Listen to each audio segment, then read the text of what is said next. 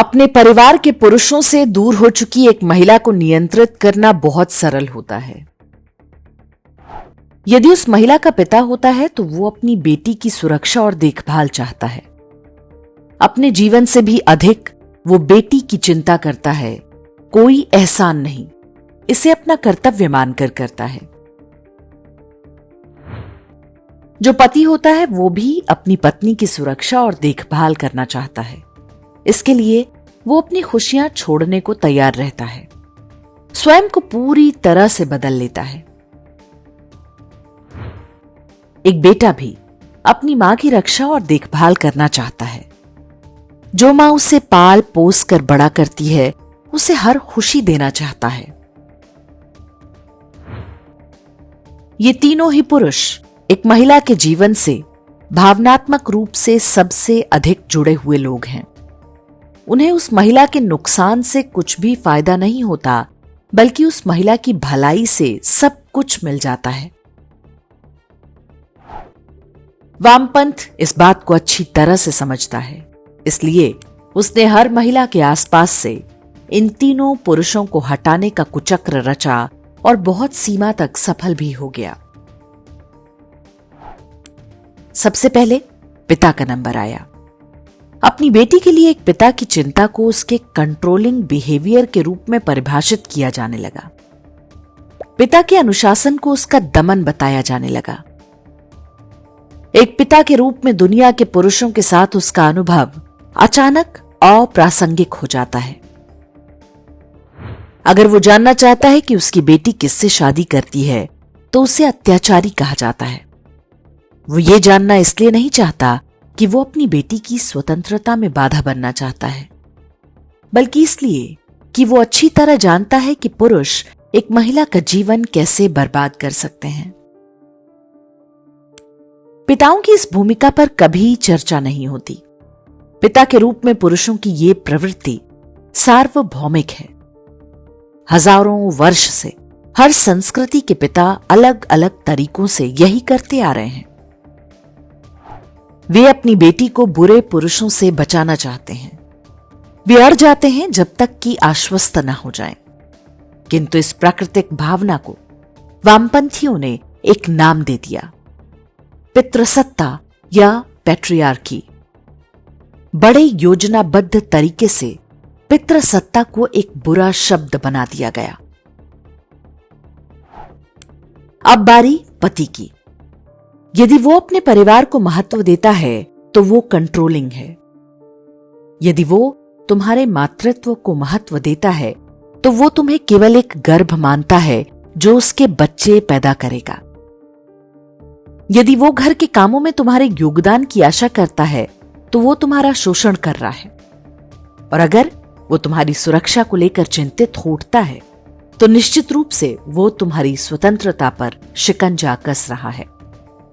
वामपंथियों ने इसे red flag बता दिया। कुल मिलाकर ये कि सभी निष्कर्ष पहले से ही तय हैं। पति को एक अत्याचारी माना जाना चाहिए, डिवोर्स को प्रोत्साहित किया जाना चाहिए, परिवार को कमजोर किया जाना चाहिए। चलिए, एक स्त्री के जीवन के दो महत्वपूर्ण पुरुष यानी पिता और पति तो निपटा दिए गए। अब बचता है उस स्त्री का बेटा, वो पुरुष जिसे उस स्त्री ने जन्म दिया, उसे पाला पोसा और बड़ा किया। लेकिन वो भी है तो पुरुष ही, इसलिए वो भी एक समस्या है। तो तुम्हें बताया जाता है कि कम बच्चे होना प्रगतिशीलता की निशानी है। तुम्हें बताया जाता है कि यदि बेटा ना होकर बेटी हो तो तुम्हें अधिक गर्व करना चाहिए। अगर बेटा हो भी जाए तो यह भविष्य में एक तानाशाह बन सकता है। इसलिए उसके पौरुष, उसकी मैस्कुलिनिटी, उसकी मर्दानगी को बेअसर किया जाना चाहिए। इन गुणों के लिए उसे कोसा जाना चाहिए। ऐसा करना उसको सुधारना है। ऐसा करोगी तो तुम समाज को बेहतर बनाओगी। बेटे को उस तरह का पुरुष नहीं बनना चाहिए जो रक्षा करता हो। वो गुड बॉय हो, बस इतना काफी है। और बस ऐसे देखते ही देखते पिता हाशिए पर डाल दिए गए, पति को त्याग दिया गया और बेटे को वैसा बना दिया गया जैसे लैब में चूहे विकसित किए जाते हैं।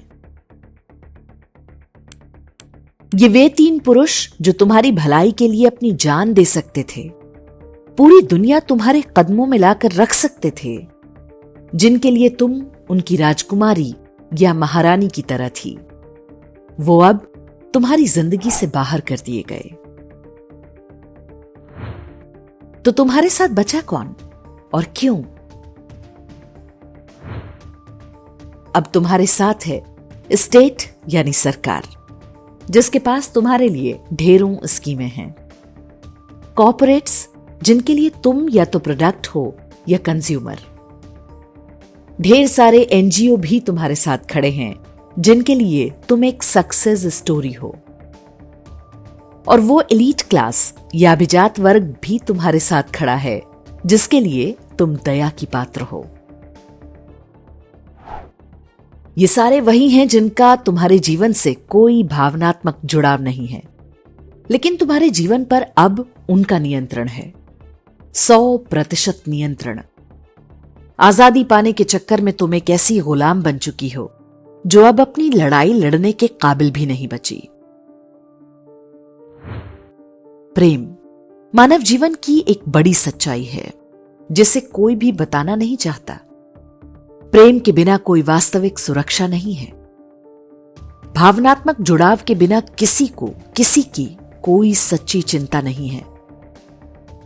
और जो स्त्री अपने सबसे प्रिय लोगों से अलग थलग पड़ जाती है, उसे नियंत्रित करना कहीं अधिक आसान हो जाता है। और ऐसी महिलाओं को सिखाया जाता है कि वे फ्री और पावरफुल हो चुकी हैं। ये मुक्ति नहीं, ये परित्याग है, जिसे नारीवाद का नाम देकर पिंक पर्पल रंगों में सजाकर बेचा जा रहा है। क्या आप इस जाल को देख पा रही हैं?